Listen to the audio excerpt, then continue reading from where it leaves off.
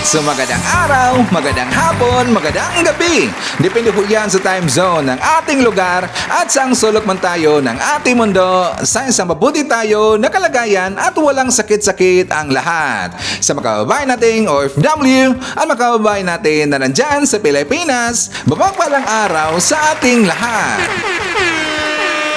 Okay, so kumusta ang lahat mga kababayan? How are you today? Well, I'm hoping na sana magandang ating gising ngayong umaga at meron tayong very energetic na aura. At sana rin po mga kababayan na hindi niyo kalimutan ang mag-pray ngayong araw. Kada minute lang po, magpasalamat tayo sa ating Panginoon kay Lord Jesus Christ na ngayong araw ay gumising pa tayo at magpasalamat din po tayo sa mga blessings nating na-receive araw-araw at mga blessings na hindi natin nakikita. Okay? So please, don't forget to pray always, every day. At before na pag-start mga kababayan, well, siyempre, alam na ho nating lahat na kung saan, i-check muna natin dito kung sino po yung nakapasok sa ating top 5 commenters doon sa ating last vlog. At nandito sa lista mga kababayan, ang nanguna po ay si Robel Ferrer Official, nandiyan po sa listahan si Shane Sibal, Eduardo Cartera, Mariam Bidasiplon, and Army Lagaso. I-shoutout po natin mga channel members na sila si Beloved Ryan, Samuel Membrado, Pusong Inami, Cosmo Defender, Fiz Calante, Rosetta Ruel, Biabi Bar, and Mel Grace Holmes. I-greet po natin ng happy birthday si user this coming February 21 from Kabuuan, Bautista, Pangasinan. Well, siya nga pala mga kababayan, sa ating mga viewers dito, sana i-upgrade po natin or i-update natin ang ating YouTube handle. Kasi nga, di ba sa YouTube mga kababayan, nag-upgrade kasi siya ng kanilang polisiya na kung saan gagamitin na po natin ating YouTube handle mga kababayan. Kaya nga, kung napapansin nyo po, ang comment nyo dyan sa baba ay ang name mga kababayan ng YouTube handle, yung merong @sam. So sana po sa ating kababayan dito, i-update natin ating YouTube handle. Kasi nga kapag hindi makababayan, ang makikita kasi ni Sir Ivan sa yung name ay only user. Okay? So pasensya po, pasensya. Anyways, i-share po natin, nandyan kasama natin si Nasser Abdul Ghani na nandyan sa Zamboanga City. Hi to Ma'am Maricruz Hernandez, nandyan po kasama natin ngayong araw si Mary Jane Yusimura, Ralis Carlinga, Blissy Carunan. Hi to Aluna Alicabos TV, Rolando Ulay Diaz Agpawa, Gemma Ramirez, Tess Gatmarin Mix TV. Hi to Leonardo Manansala, Leonardo Esteliero, nandiyan po si Kimi. Hi to Antonio Payos, Swiss Mrs. from Switzerland, and hi to Maria Cristina If Manimbao. Okay, so mga kababayan ko, well, mag-update muna tayo tungkol po doon sa plano ng NAIA na i-privatize mga kababayan. Di ba alam mo natin sa ating balita na mga 2 vlogs ago na yata mga kababayan, na kung saan nalaman natin sa balita na ang nanalo po sa bidding yung kumpanya po ni Ramon ang mga kababayan, yung SMC. So tayo po mga Pilipino, di ba tayo pinanawagan, mga loyalista, mga Marcos supporter, na dapat po na kung i-upgrade man lang yung ating airport na NAIA, sana palitan rin po yung pangalan na NAIA Makabayan na dapat ibalik po sa original na Manila International Airport. Di ba tayo po nanawagan? Kailang mukhayatang magkakaproblema ng konti makabayan. Bakit Sir Ivan? Meron kasing mambabatas na babae na parang hadlang yata makabayan. Parang ayaw yata na papalitan po yung NAIA. Siguro sa tingin niya maganda yung pangalan na NAIA, pero para sa atin po mga Pilipino, ang pangit po ng pangalang NAIA kasi yan po ay talagang di malas makabayan. Malas po ang pangalan na yan. So dapat lang ako talaga botong-boto ako na papalitan po yung pangalan po ang NAIA Airport to MIA or MIA makabayan or Manila International Airport. So mamaya ipapakilala natin kung sino po yung mukhang total dito makabayan. Okay? So makapti rin po tayo makabayan doon po sa nangyaring hearing kahapon itungkol po doon kay Kibuloy na kung saan meron po mga bago ng mga witnesses at saka meron pong witness ng makabayan talagang nagpasabog po sa mga kautukan ng mga DBS. Bakit Sir Ivan? Kasi nga yung witness po na isa na yung landscaper makabayan from Leyte, and I think from Tacloban yata siya, kasi nga ipinalala siya doon sa isang Holy Land ba yung pangalan doon na kung saan kapag meron siya ditong nagawa na hindi po nagustuhan ni Patso Sukibuloy mga kababayan, ipapadala siya doon sa isang lugar na parang mountain yata or Holy Land or Holy Mountain ba yun, para daw siya i-correct mga kababayan.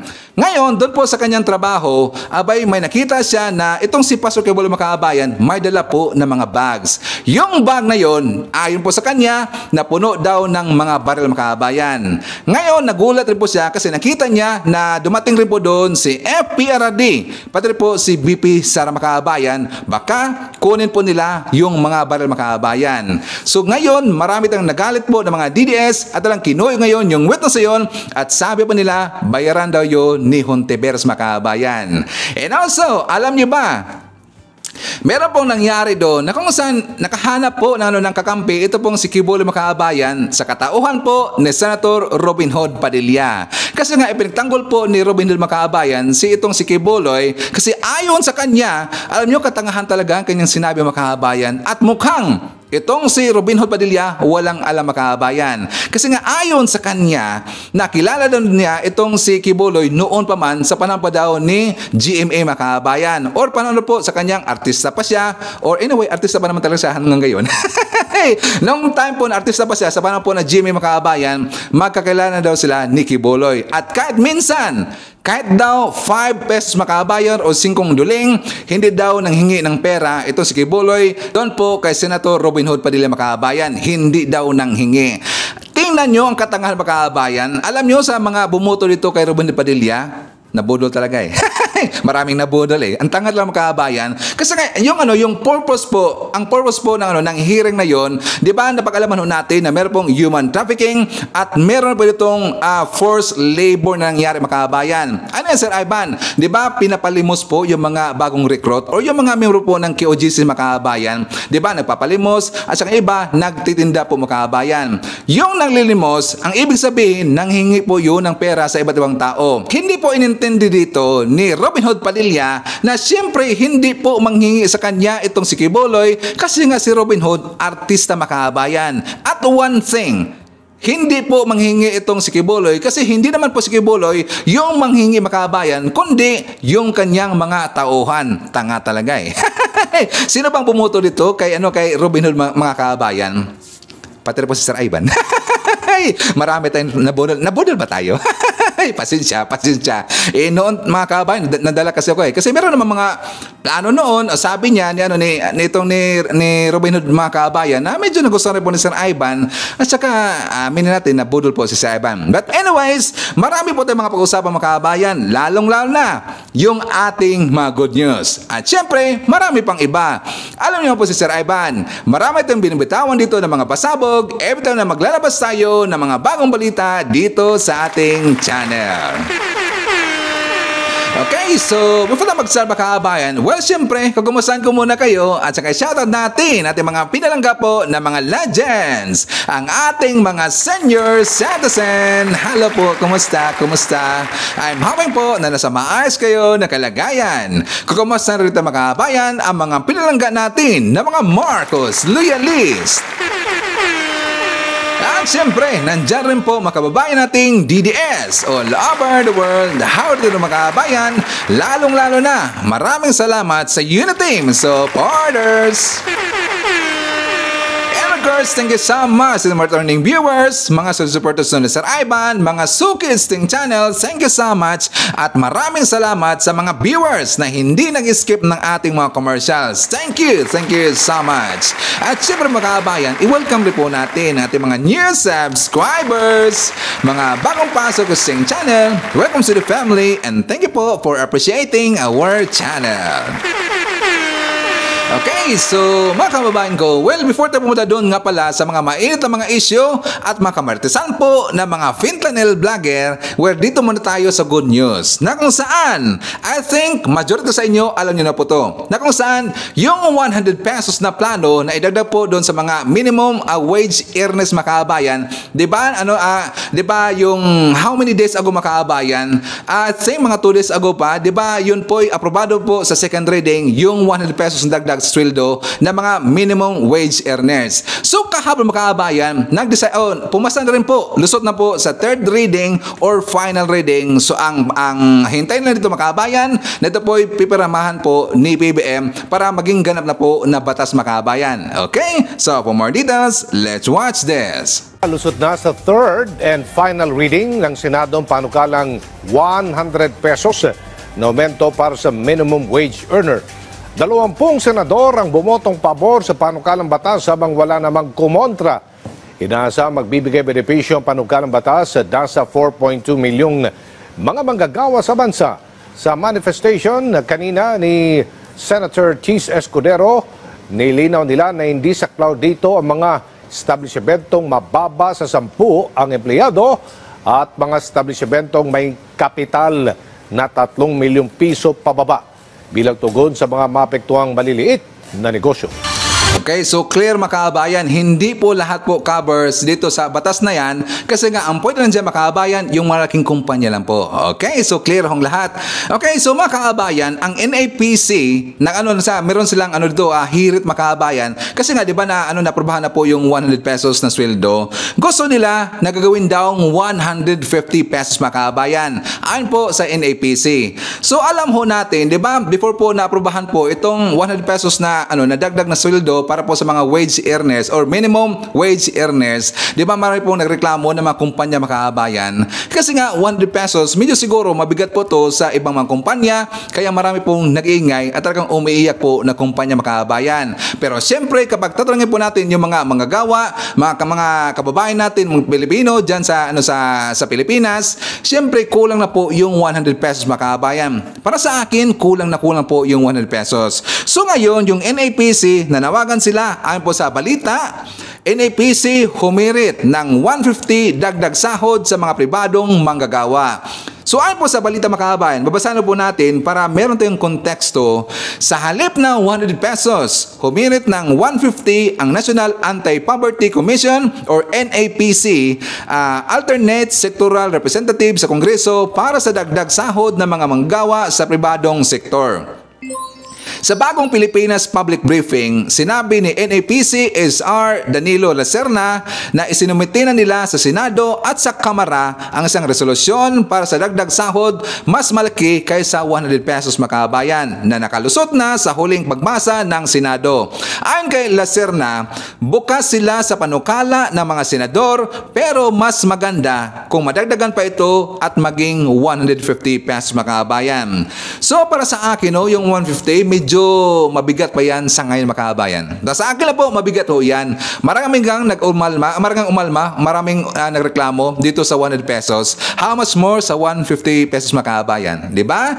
But hopefully, madagdagan po kung para sa akin lang, sana 300 to 400 pesos. I think mas okay yun na idagdag po na sweldo doon po sa mga minimum wage earners natin na mga kababayan. Diba? So anyways, mga kababayan, forward tayo, dito muna tayo sa nangyari na hearing pala kahapon doon po sa kay Quiboloy na kung saan marami pong pasabog mga kababayan. At ulitin na po natin dito na kung saan yung Sabina para kay Quiboloy meron na po mga kababayan na provide na po. Pati nga po yung Kamara, meron po silang sariling Sabina para po kay Quiboloy. So for more details, let's watch this. Nagawit na rin sina dating Pangulong Rodrigo Duterte at Vice President Sara Duterte sa investigasyon ng Senado kaugnay ng umano'y samot-saring pag-abuso at paglabag sa batas ni Pastor Apollo Quiboloy. Isang testigo ang nagsiwalat na nakatanggap umano ang mag-ama ng mga bag na naglalaman ng baril mula kay Quiboloy. Nasa frontline ng balitang yan, si Camille Samonte. Malalaking bag na may iba't ibang klase ng baril daw ang natanggap ng mag-amang Duterte mula kay Pastor Apollo Quiboloy. Nakita raw yan mismo ng dalawang mata ng dating miyembro ng Kingdom of Jesus Christ na si alias Rene. Nangyayari raw ang transaksyong yan sa lugar na tinatawag na Glory Mountain. Minsan po pumupunta din po doon si former President Rodrigo Duterte at former Mayor, Davao Mayor Sara Duterte. At pag umaalis na po sila doon sa Glory Mountain, dala na po nila yung mga bag. Na siya pong bag na nilalagyan po ng mga baril. Chopper ang sinasakyan papunta sa Glory Mountain. Walang detalye kung saan ang eksaktong lugar na yan. Basta dyan daw dinadala yung mga miyembro na kailangan daw iwasto ang pag-uugali. Ipinakita ng News 5 kay alias Rene ang eksklusibong video natin noon sa sinasabing sanktuaryo ni dating Pangulong Duterte. Kinumpirma ni alias Rene na bahagi nga ito ng sinasabing Glory Mountain. Hindi naman malinaw kung para saan ang mga baril na kinuha ng mga Duterte. Hindi rin naman lingid sa kaalaman ng marami na supporter ng mga Duterte ang pastor. Sinusubukan pa namin kunin ang panig ng mag-amang Duterte pero wala pa silang sagot. Ikinwento rin ni alias Rene sa pagdinig kanina ng Senado ang mga bangungot na naranasan niya sa kamay ni Pastor Quiboloy at sa mga matataas na opisyal nito. Kitang nanginginig pa ang kamay niya habang binabasa ang kanyang salaysay kung paanong ang alok sa kanyang scholarship ay humantong sa sapilitang panlilimos sa lansangan. 3,000 piso ang kota kada araw at kapag hindi naaabot, dusa ang sasapitin. Nagpanggap po akong pipi at bingi. Kung hindi ko po ito maabot, ay papaluin po ako at di pa ako papakainin. Mas matindi ang pressure sa kanila pagtunton ng Burmans. 1.5 million pesos ang kanilang kota sa pamamalimos. Bukod dyan, nakaranas din siya ng pangmomolestya mula sa mataas na opisyal ng Kingdom of Jesus Christ. Pinagtrabaho rin ng walang sweldo si alias Rene bilang researcher ng SMNI News. Researcher daw siya sa umaga at nanlilimos pagsapit ng gabi. Nang hindi na makayanan ng pang-aabuso, umalis na siya sa SMNI. Dito raw siya binalaan. Wag daw ako magsasalita tungkol sa kingdom, anong mga nalalaman ko, especially sa mga nakita ko sa Glory Mountain. Kung hindi, ipapakulong daw ako at mawawala ako dito sa mundo. Sinigundahan naman ng mismong apo ni Quiboloy ang mga akusasyon ni alias Rene. Siya si alias David. Nagtrabaho din daw siya bilang cameraman sa SMNI at nakaranas din ng torture. Nung nilagay nila ako sa Bartolina, 14 po kami magkakasama. Tinorture nila kami, nilagyan nila kami ng sili sa mata, inuntog nila yung ulo ko. 10 years na nakaraan, pero naalala ko pa rin yung pangbababoy na ginawa nila sa akin. Nilagyan nila sili yung mata ko, nilagyan nila ng sili yung ari ko, nilagyan nila ng sili yung bibig ko. Depensa naman ng full-time miracle worker ng Kingdom of Jesus Christ. This is a religious organization, a corporation soul, so we don't have salary, but we call them honorarium. We are serving because this is voluntary, this is being a missionary, so this is not actually employment. Giit naman ang chairperson ng komite na si Senator Risa Hontiveros, malinaw na may human trafficking at labor exploitation sa SMNI. Parang indentured slavery na ito eh. Lumalabas, SMNI is engaged in human trafficking. Kailangan din talaga yung patuloy na pag-inspect dito, di lamang ng DOJ, pati ng DOLE, kasi kung ano yung aspeto ng maaring matukoy na krimen. And kung maaring engaged in human trafficking ang SMNI, talagang mapapaisip ka, binibigyan ba dapat ang possible or probable human trafficker? Binibigyan ba dapat yan ng franchise, no? Iimbestigahan na raw ng Department of Labor and Employment ang SMNI. No-show naman ulit sa Senado si Pastor Quiboloy, pero ipinasabina na siya, kaya dapat na siyang dumalo sa susunod na pagdinig. Kung hindi, pwede siyang ipaaresto sa Sergeant of Arms ng Senado. Sinusubukan pa rin ng News 5 na kunin ang panig ni Quiboloy at ng SMNI. Nagbabalita mula sa Frontline, Camille Samonte, News 5. At kaugnay pa rin ang balitang yan, pati ang Kamara. Ipinasabina na rin si Pastor Apollo Quiboloy. Dapat na raw siyang dumalo sa pagdinig ng House Committee on Legislative Franchises. Tungkol ito sa mga paglabag umano ng Sunshine Media Network International o SMNI. Kapag hindi pa rin sumipot si Quiboloy, posible siyang i-contempt. Wala pang bagong tugon dyan ang pastor, pero dati nang iginiit ang kampo ng SMNI na hindi bahagi ng operasyon ng network si Quiboloy. Okay, may nakita po akong mga post doon sa Twitter mga kabayan, pati po sa Facebook. Dahil nga ito po'y tungkol sa narinig po ng sambayanang Pilipino na meron pong bag na mga baril na dala itong si Quiboloy mga kabayan. So maraming nagtatanong, ayon sa kanila, may private army ba daw itong si Pastor Quiboloy mga kabayan? Well, siya nga pala sa ating mga viewers na nandito na member po ng QOGC, please pakisagot po, may private army ba si Quiboloy?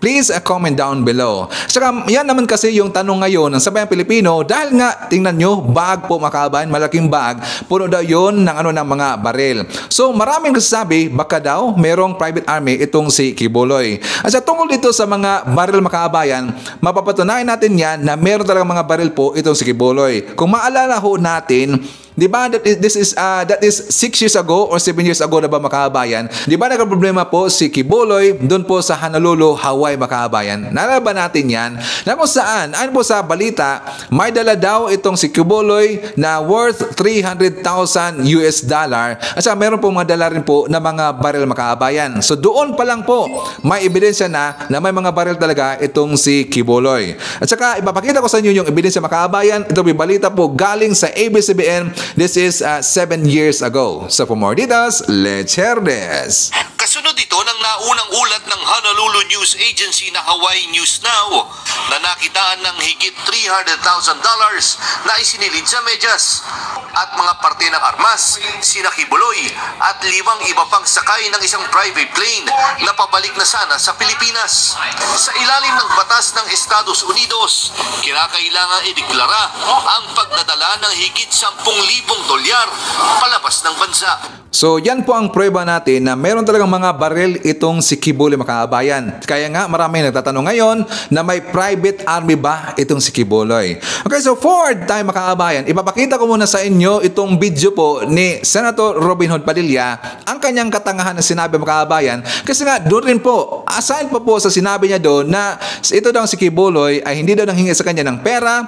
Gusto rin po niya ang mga witness mga kabayan na hindi daw magtakip ng mukha. May pagkatanga talaga eh. Ito nga pinotektahan nga sila ng Senado mga kabayan. Pinotektahan nga sila ni Hontiveros para hindi sila makilala kasi nga karamihan sa kanilang mga witness mga kabayan against dito kay Kibuloy at kontra po sa KOGC ngayon, marami po sa kanila na may threat at talagang may pagbabanta mga kabayan. Ang iba pa nga binaril mga kabayan. So dito sasabihin ni Senator Robin Hood Padilla na kapag humarap daw at saka dito sa mag-witness against dito sa KOGC or kay Kibuloy, dapat wala daw takip ang mukha mga kabayan.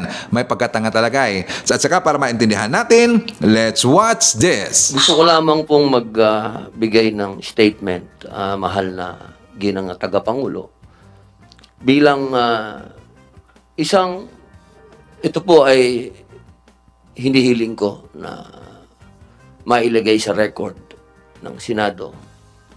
Sapagkat ako po ay matagal ko na pong kilala si Pastor Kibuloy. Magkasama po kami, ma'am, noong panahon ng Pangulo po ay si Gloria Macapagal Arroyo. Kami pong dalawa ay magkasama sa peace, sa lahat po ng hakbang ni Presidente Gloria Macapagal Arroyo na magkaroon ng kapayapaan sa buong Pilipinas. Ako po ay hindi pa senador noon. Ako po ay isang artista na kilala sa usapin ng pamimigay ng pera. Pero kahit isang beses, hindi po ako hiningan ng pera ni Pastor Kibuloy. Ika nga po sa English, not even once. At nung ako po ay tumakbo na bilang senador at humingi ng tulong kay Pastor, kahit 5, hindi po ako hiningan ng pera ni Pastor. Ang gusto ko lamang pong sabihin sa ating pagdinig, kung ang ating pong mga matatapang na mga witness ay nakakapagsalita patungkol kay Pastor Kibuloy, ako din po ay malayang magsasalita na hindi po ako kailanman kahit na sino sa Kingdom of Jesus Christ hiningan ng pera. Not even once. At ako po ay magtatanong lamang sa ating mga witness. Alam niyo po,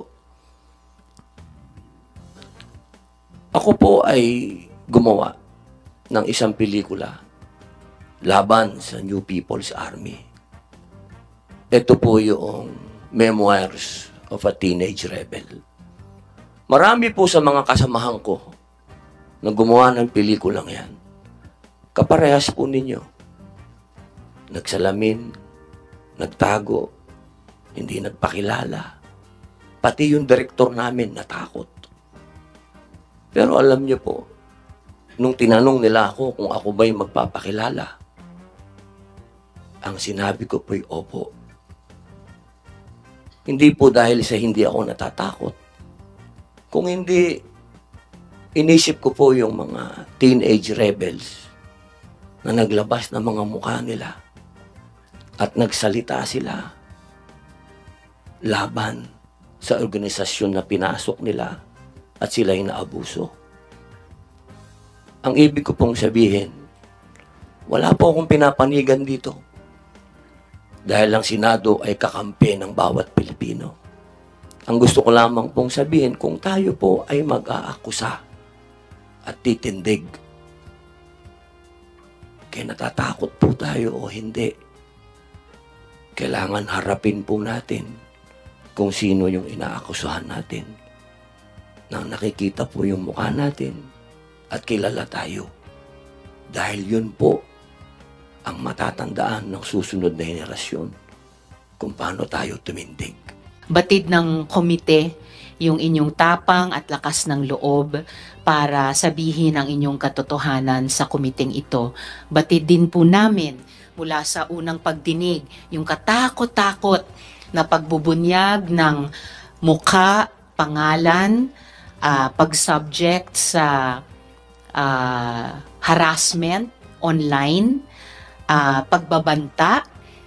Yung isa sa mga una naming witness ay kinasing po ang kanyang karinderya ng mga taong nakamotorsiklo, kaya't kinailangan niyang lumipat sa ligtas na lugar.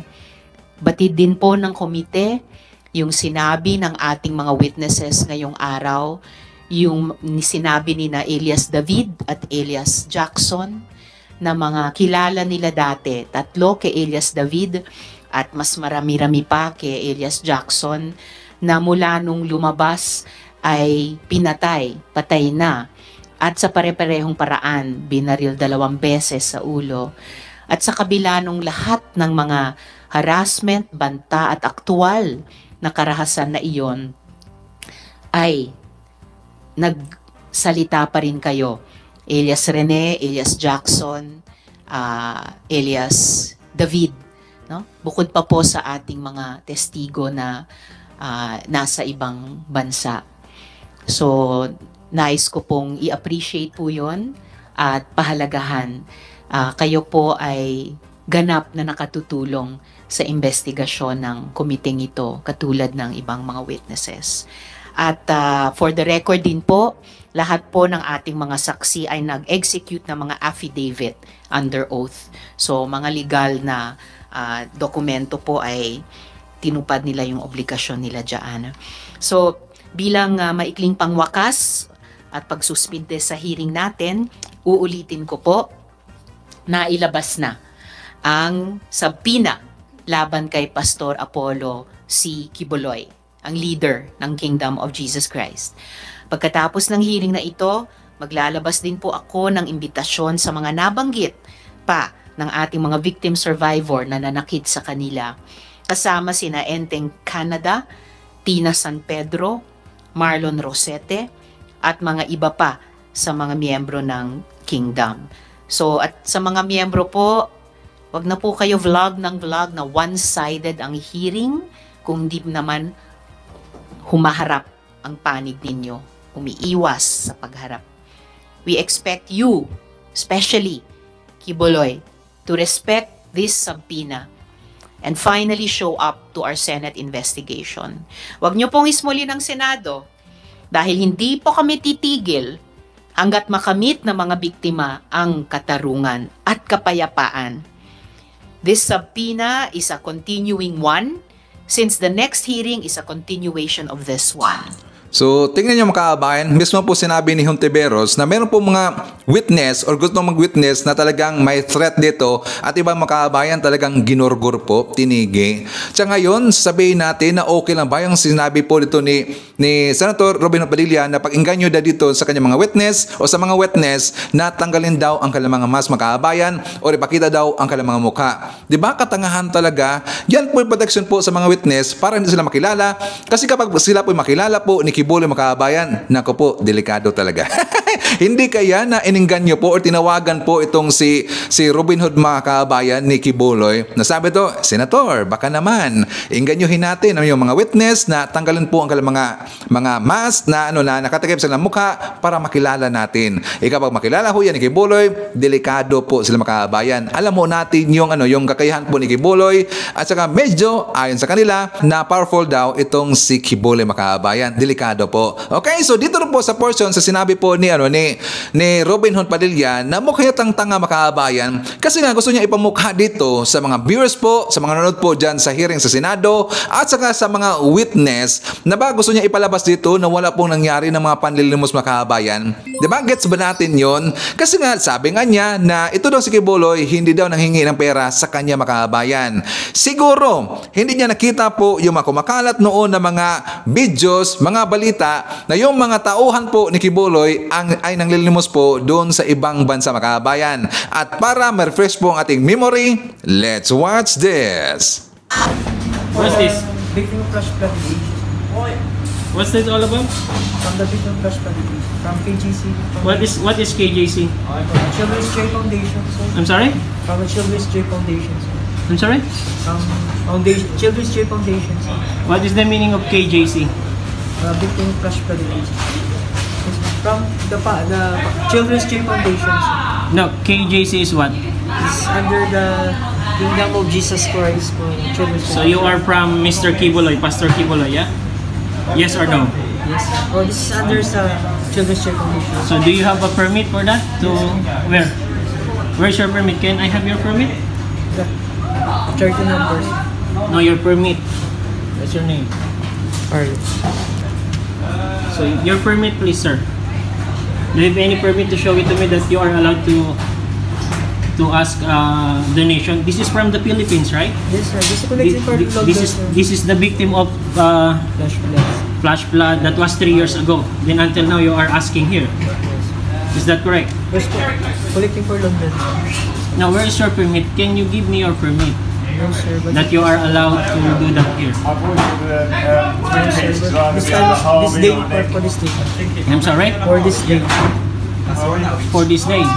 What do you mean for this day? To allow to collect. Kuya, hingi ng permit. Pilipino po ako. Pilipino ka din. Asan po yung permit ninyo? So wala, sir, wala ngayon ng kanina. So wala kasi nga pinutusan kayo ni Pastor Kibuloy habang nagpapahinga siya sa Davao. Pinapayaman niyo si Pastor Kibuloy. Sa Japan, na ano po kayo sa Japan na nag-viral kayo sa Japan, hinihingan kayo ng permit, wala rin kayong permit. Wala kang may papakita sa akin, kuya. Wag yung pagyamanin. Kung ako sa'yo, payo ko sa'yo, magsuri ka kasi si Kibuloy bulaang propeta yun. Tiyan mo ha, nung kumandidato sa presidente yung hinulaan niyang mananalo, magiging presidente, sino yun? Pero ang nanalo si Pinoy, di ba? Di ba? Kasi wag maniwala kay Kibuloy. Kung ako sa'yo, payong kabayan, payong kapatid, pinayayaman mo si Kibuloy habang ikaw nagpapagod dito. Si Kibuloy nandun, ha? Naka-upload ko to, Brad. So ngayon, Senator Robin Hood Padilla, sana makita mo yung video na to para matauhan ka naman, para alam mo na meron pong nangyayari na panlilimos po ito sa mga tao po o mga membro po ng KOGC. Okay, so alam niyo mga kabayan, nahirapan po akong hanapin yung video na yan. Yes, totoo lang. Siguro, 'di ba, sabi nila na powerful talaga itong si Kibuloy, pina-stop niya yung mga video makabayan. Yes, totoo lang, nahirapan po ako. Kahit kayo, hanapin mo yung makabayan diyan sa Facebook or sa YouTube or sa Twitter, mahirap na po pahanapin po yung video na yan. So ang ginawa ko, nagtanong-tanong ako makabayan sa mga kakilala ko ng mga vlogger, meron sila pero screenshots na lang po na picture. Yan picture na yan. Kaya pati nga sila nahirapan po hanapin yung makabayan. So nag-isip kami, hindi kaya pinateklan po yan ng grupo ng QOJC Makabayan. Kasi nga, siyempre, very scandalous ho yan. So, ang ginawa ko Makabayan, kinuha ko yung pictures at ginamit ko po yung Google Lens. Alam niyo ba yung Google Lens? Na kung saan ipakita mo yung picture na yan at siya na po yung bahala mag-locate po ng any image or video Makabayan. So, doon ko nalaman sa isang account po ng YouTube na hindi kilala Makabayan na save pala niya doon pero iba na po yung title. Nakalimutan lang pangalan pero at least na-download ko na po yan gamit po ang Google Lens Makabayan. Pero hindi po Google Lens ang magda-download, iba po na applications. Okay? Nahirapan si Sir Ivan. But anyways, nandyan na po yan. So at least napakita ho natin. Yan po ay prueba na meron po mga panlilimos na ginawa ang mga membro po ng QOJC. Okay, so before na mag-jump Makabayan sa ating next topic, i-chat naman natin. Kasama natin ngayong araw si LC Adaman. Nandiyan po si Mon Flower, Marilo Bidnarek, Mary Aznar. Nandiyan po si Biyahe ni AJTV from South Korea, Angelita Holsinger, Teresita Tumaliwan, Chico. Nandiyan po si Jelen Quezon. Hi to Rodolfo Ranada Rabor of Tansa Cavite. Shout out daw kay Regen and Jimboy of Cute Cebu City. And hi to Ashen. Nandiyan po kasama natin si Joseph Magalion, and hi to Ryan World Begins from Virginia, USA. Shout out kay Ma'am Carclia, City Beer, Redler, Trexie, Sir Louie, Ma'am Bless, Sir Didi, Sir Paul, Ma'am Milan, Simply Tokis. Hi to Lily, Carmen, Judy, Don Kings, Red One, Lentek, Power for Steam, Aiko, Pax, Elzar, Wenzel Paises, Lady Net, Sir Castillo, Sir Golfy, Tatay Amik, and Tatay Jackfors of Jackfors family. At syempre, hi also kay Evelyn Garcia and Monet Borromeo. Okay, so Makabayan ko, ipapakita na ko sa inyo kung sino po yung mambabatas at tandaan natin na mukhang totoo dito napapalitan po ang pangalan ng NAIA Makabayan. Si Nancy Binay Makabayan. Tandaan ho natin yan. Kasi nga ayon sa kanya, naunahin lang daw yung pag-rehab ng NAIA or pag-upgrade ng NAIA kaysa daw sa pagpalit ng pangalan ng NAIA Makabayan. Okay ba tayo dyan? Di ba? At least kilala ho natin. Kasi nabasa ko yung balita na yung Makabayan, marami siyang mga palusot. Dapat unahin daw yung pag-upgrade, gagawing world class yung NAIA. Well, alam na ho, gagawin na ho yan ng SMC, ng kumpanya po ni Ramon Ang. Kasi yan po ang kailang gagawin Makabayan, trabaho nila yan, napagandahin po yung NAIA. Pero iset aside lang muna daw yung planong pagpapalit daw ng pangalan ng NAIA. Okay ba tayo dyan? Please comment down below at tandaan natin si Nancy Binay Makabayan. On the next election, alam na ho natin. Okay? So anyways, dito muna tayo Makabayan meron kasi akong nakita na na-interview po sa mga kababayan nating mga vloggers, kaibigan nating vloggers na may na-interview sila na isang dilawan. Pero maganda po ang kanyang sagot tungkol dito sa administration, lalong-lalo na kay PBBM Makabayan. So for more details, let's watch this. Sir, agree po ba kayo na ang Mindanao daw ay hiwalay sa Pilipinas? Unang-una, ang Mindanao ay bahagi ng Pilipinas. Ipinaglaban ito ng ating mga ninuno. Nagpuhunan tayo ng pawis, dugo at panahon upang ipaglaban ang kabuuan ng Pilipinas. Ang Mindanao, oo, ito ay mayaman dahil nandyan talaga yung karamihan ng ating natural resources. Pero ito ay bahagi, pero ano yung dahilan mo para ito ay hiwalay? Una siguro, ilan na ba yung mga sumubok na hiwalay ito? Unahin natin si Normis Suarez na 1974. Binuo ang Moro National Liberation Front at gusto magsesid sa Pilipinas. Pero hindi ito nagtagumpay. Ilang libong dugo, ilang libong buhay ang nawala. Ikalawa, noon dahil sa corruption, nawala itong MNLF, pumasok naman yung MILF. So binigyan natin ito ngayon ng bago magkaroon ng peace talk, nais din humiwalay ng MILF. Subalit hindi rin nagtagumpay. Hindi lahat ng Pilipino, hindi lahat ng taga Mindanao ay nais humiwalay sa Pilipinas. Unang-una, walang batas na nagsasabi na legal na pwede kayong humiwalay sa Pilipinas o pwedeng hiwalay ang Mindanao sa kabuuan ng ating bayan. Maliban na lamang kung panibagong revolusyon na naman ang kanilang gagawin. Sinasabi ng dating Pangulo na mapayapang pamamaraan daw. Pero ano yung mapayapang pamamaraan? Paano niya gagawin yon? Walang basihan. Tingin ko lang, merong kinatatakutan kaya nais niyang humiwalay sa Pilipinas ang Mindanao. So walang basihan itong legal. Ito ay tingin ko lang ang kanyang hangarin na ihiwalay ang Mindanao ay dahil sa kanyang pansariling interes. Pansariling interes at hindi interes ng karamihan ng ating mga kababayan Pilipino. Sir, ano naman po masasabi mo sa mga bumabatikos na wala nga daw, nagawa daw ang ating Pangulong Bongbong Marcos? Sa totoo lang, hindi ko ibinoto si Bongbong. Dahil meron din ako pinagdadaanan. Pero dahil siyang ibinoto ng majority ng ating mga kababayan, ito yung panahon para suportahan din ang kanyang administrasyon. Merong hangarin ang Bongbong administration, subalit tingnan natin, bigyan natin ng pamamaraan, give way. Merong bago, yung sinatawag nating bagong Pilipinas. Sinasabi naman ng ating Pangulo na kumanap tayo ng bagong paradigm. So bumubuo tayo ng framework. Ito yung panahon na tayo mag-usap, ano ba talaga ang hangarin natin? Hindi ito yung panahon ng paghihiwalay, pag-aaway-away. Buuin natin. Ang ating ekonomiya ay naapektuhan, hindi ng Pilipinas lamang. Ang global recession ay marami, sa ating buong mundo ay patuloy naman yung inflation na tayo ay naapektuhan. Narito pa rin actually yung tinatawag nating mas marami pa rin sa atin ang mga naghahangad ng mga mga western products. Pero bihira sa atin ngayon yung mga Pilipino na naghahangad ng Pilipino ang kailangang tangkilikin. So sa ngayon, ang tingin ko, bigyan pa natin ng ilang pagkakataon ang pamahalaang Marcos. Meron yan Merong nais yan na dapat nating suportahan. Hindi porket hindi ko siya ibinoto, hindi ko siya susuportahan. Pero, pag meron nang nagawang hindi maayos ang ating pamahalaan ngayon, ito yung panahon para siya ibatikusin.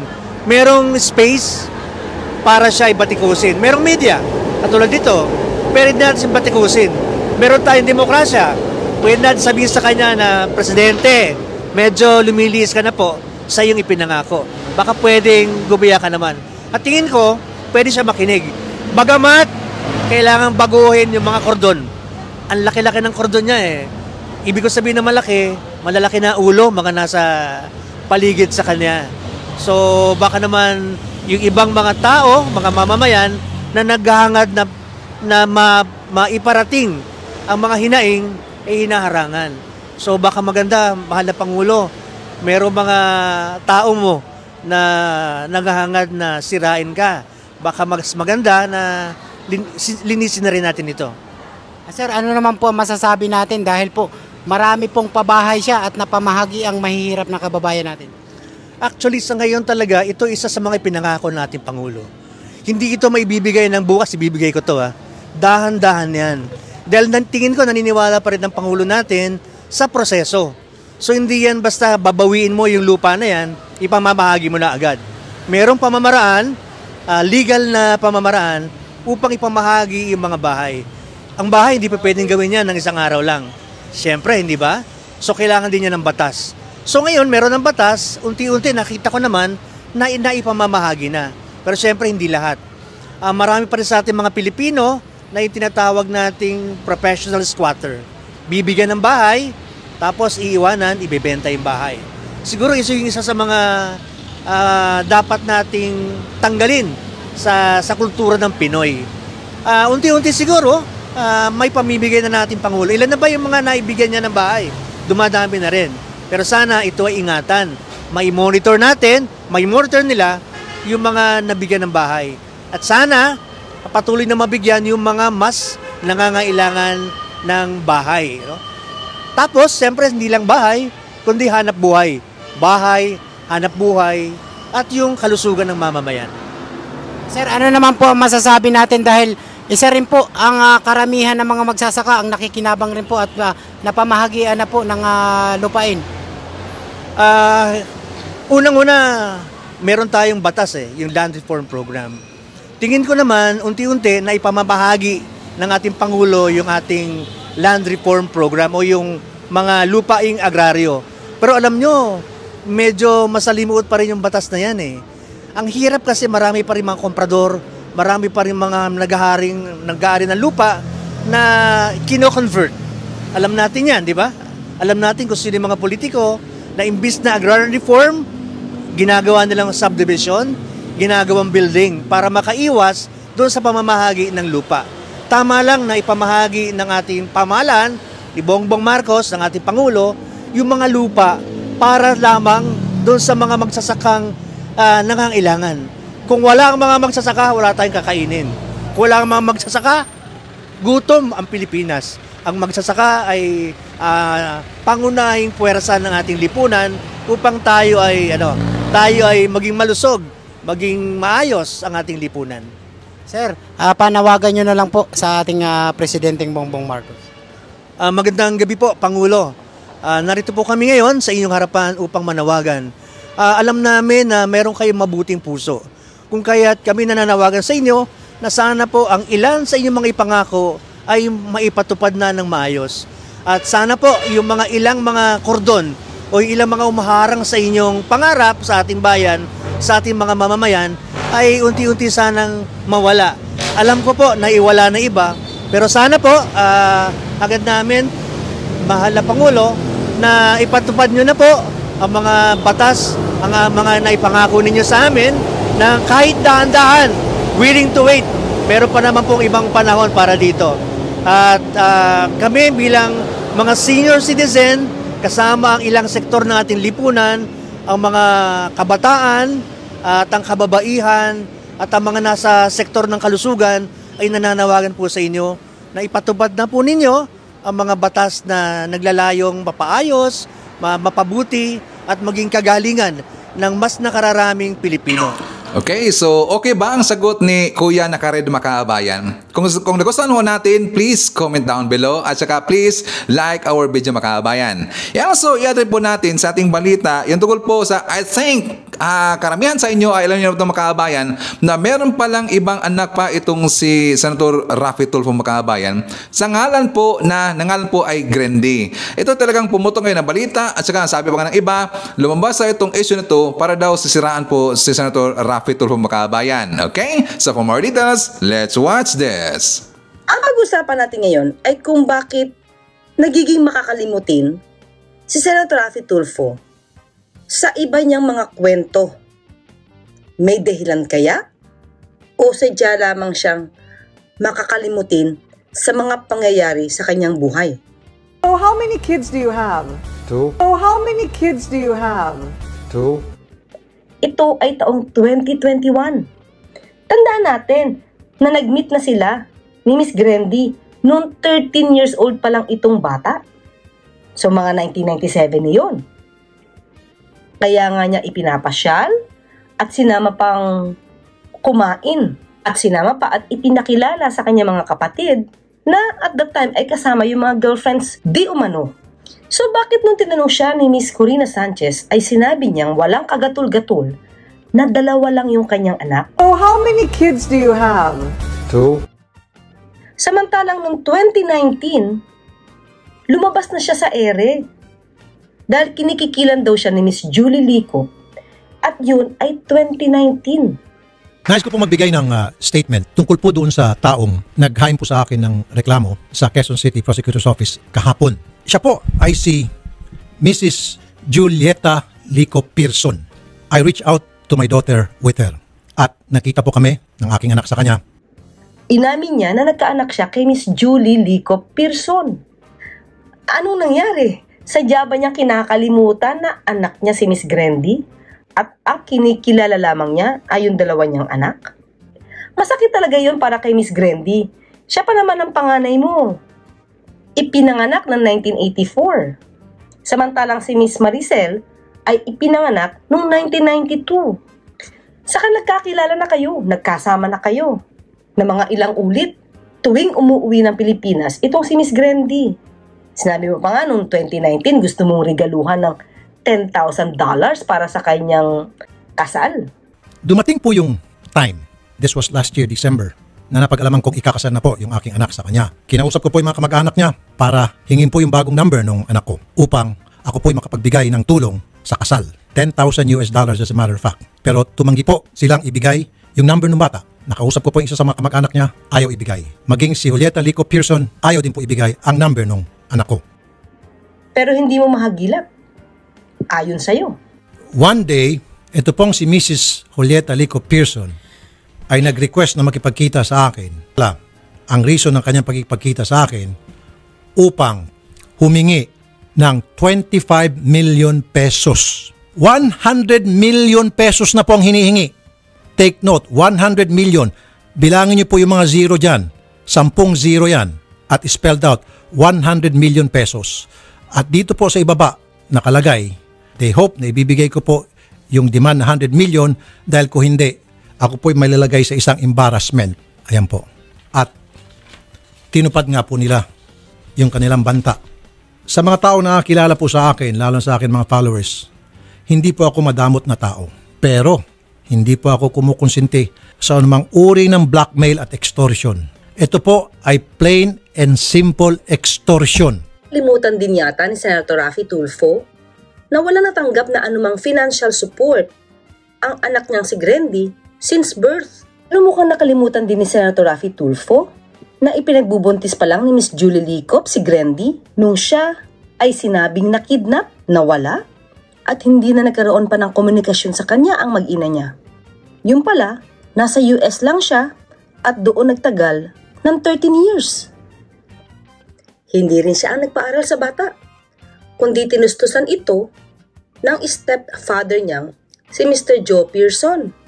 Pero yung 100 million pesos, sapat na ba yon para maibsan yung kakulangan at pagkalinga kay Miss Grandy? Lalo pat nakikita ng buong mundo kung paano gumastos ang pamilya Tulfo sa kanilang mga biyahe at pagbili-bili ng mga branded items. Kayo po, mag-comment po kayo kung ito ba talaga sa halagang 100 million pesos ay matatawag talaga nating extortion. Kasi meron ho siyang sinasabi sa kanyang programa when you reached out to him daw when you were supposed to get married or when about to get married, when you were about to get married daw po. Parang he tried to reach out to you daw, kaya lang daw po ayaw daw po ibigay nung mga relatives nyo po, even your mother, yung number nyo po, dahil magbibigay daw po siya ng $10,000 sa inyong kasal. Is there any truth to that po? Kasi yun po yung kanyang nilalabas sa kanyang palabas na Raffy Tulfo in Action. Hindi totoo yan. Thank you for bringing that up and asking that because I want to set the record straight. Hindi totoo yan po. First of all, na-meet niya ako sa 1997, di ba? So, as I said earlier, I've visited the Philippines a handful of times, maybe 5 times throughout that time. So, I'll see him, I'll come for 3 weeks. I'll see him about 5 times, 4 to 5 times in those 3 weeks. So, each time, nawawala yung numero ko, nawawala yung email ko, nawawala yung address ko. So kung ang kinikilala mo ay dalawa lamang mong anak, malamang hindi mo na ililista as beneficiary mo sa lahat ng mga dokumento mo sa SSS, sa PhilHealth, sa Pag-ibig at ngayon sa GSIS na mayroon ka pang isang anak. At yun ay si Miss Grandy. Ito siguro ang dahilan kung bakit hindi mo pinakilala si Miss Grandy sa dalawa mong anak. Okay. So, did you meet Jocelyn po in person? Opo, mga 2 beses. 2 beses? Pero okay. Hindi si Maricel o Ralph. Hindi si Maricel o kaya si Ralph? Opo. Inilihi mo ba sa kanila kung ano ang kaugnayan mo kay Miss Grandy? Tinanong ka kung anong klase kang ama. Ang sabi mo, mapagmahal at caring. And what kind of dad are you? Very loving, caring, and of course, palaging natataranta pag nababalitaan kong late na at wala pa sila sa bahay or hindi ko sila na-account kung nasaan yung kanilang whereabouts. Ngayon, pinapakita ko sa mga anak ko na ito ako, kung kailangan niyo ako, ito ako, mahal po kayo. Pero taliwas ito sa naranasan ni Miss Grendy. Iba yung kanyang isinalaysay, iba yung kanyang naramdaman sa'yo bilang kanyang ama. It's a form of name calling. Ginagamit niyo po ba yung last name na Tulfo? Hindi, pinalitan ko na. Pinalitan niyo na. So, when you were in school, never niyo po ginamit yung last name na Tulfo? You were just using your mom's name? Oh, sorry. Nung sa Pilipinas ako, hanggang sa US, ginamit kong Tulfo. So, pinalitan ko lang yung pangalan ko the last time I saw Rafi. So, the last time I saw Rafi, mga 2008 ata, pinalitan ko na yung pangalan ko. Bakit niyo ho pinalitan yung pangalan niyo? Kasi, kinuha ko ang pangalan ng tunay na ama ko, si Joe Pearson. Yun ang sasabihin ko. Joe Pearson. So, parang homage ko sa kanya kasi siyang nagpalaki sa akin. At saka, 2008, may isip na ako, may edad na ako. So, I think that's when I really saw what my father, Rafi, is just a father, right? He's genetic material. What he was like. So, naalala ko na kailangan ko ng tulong sa kanya sa college. So, tumawag ko sa kanya. Sa 2008, meron naman siyang kaya, pero pinalitan ng numero niya sa akin. Tawag ako ng tawag, hindi ko siya makatawag.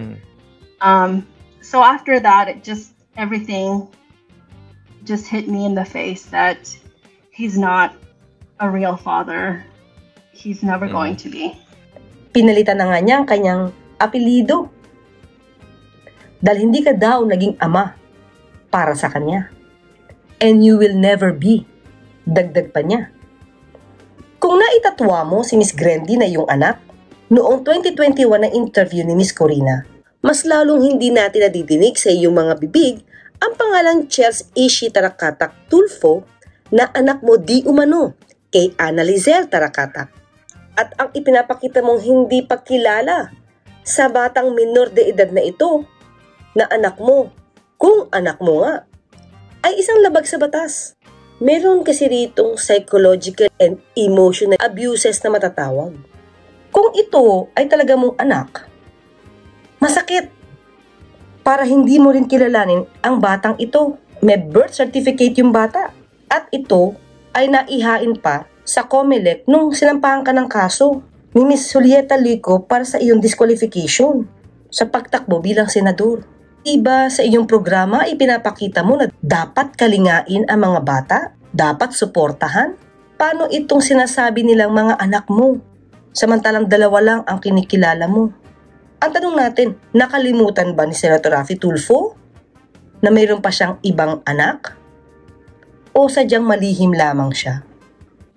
Iba kasi yung hindi mo alam na may anak ka. At iba yung may anak ka pero itinatwa mo. May kapatawaran pa yung hindi mo alam na may anak ka eh. Pero mas mabigat yung alam mo may anak ka pero hindi mo kinilala. Masakit yon sa mga bata. Marahil kaya ganito ang nararamdaman ni Miss Grendy dahil sa ipinapakita mong ito sa iyong pagsisiwalat na mahal mo ang dalawa mong anak, hindi ka mapakali kung sila ay nasa bahay na at talagang ibinibigay mo ang pagmamahal, ang pag-aaruga na hindi naramdaman ng ibang anak mo. Dahil sabi nga ni Miss Grendy, lahat ng contact numbers niya kung paano mo siya makokontak tuwing pupunta siya at uuwi sa US, nawawala sa iyo. Kaya napuputol ang komunikasyon ninyo kapag siya ay wala na sa Pilipinas. Mahirap magkaroon ng selective memory lang Yung gusto mong matandaan at maibig ka sa iyong bibig ay yung gusto mong madinig na ibang tao at gusto mong manatili sa utak mo. At iwinawaksi mo yung ayaw mong malaman ng iba or yung ayaw mong matandaan. Grabe, ang dami palang anak ni Idol Makabay, no? Iba talaga si Idol, eh.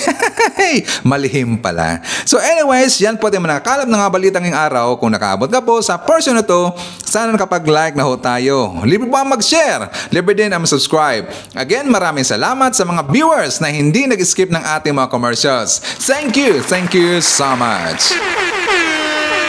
At before natin tatapusin ating programa ngayong araw, sana sabayan nyo si Sir Ivan para sa ating live messaging prayer.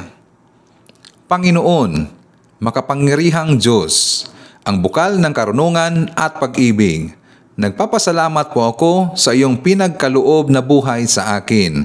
Sinasamba po kita. Ngayong araw, nananalangin po ako para sa karunungan na magamit ko po ng matalino ang aking oras at magamit po ang karunungan na lahat ng aking ginagawa. Panginoon, pinupuri ko po ang iyong katapatan sa aking buhay. Mangyaring protektahan mo po ako at ang aking pamilya mula sa pasakit at tukso at bigyan mo po kami ng kapayapaan ng kalooban. Amen.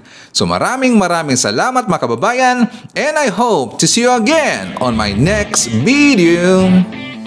BBM Sara! BBM Sara! Pagkakaisa patungo sa ginhawa. BBM Sara! BBM Sara! Para sa kinabukasan naming mga bata. BBM Sara! BBM Sara! Walang imposible na kapag nagsama-sama. BBM Sara! BBM Sara! Ang presidente at ang bisi na mahal ang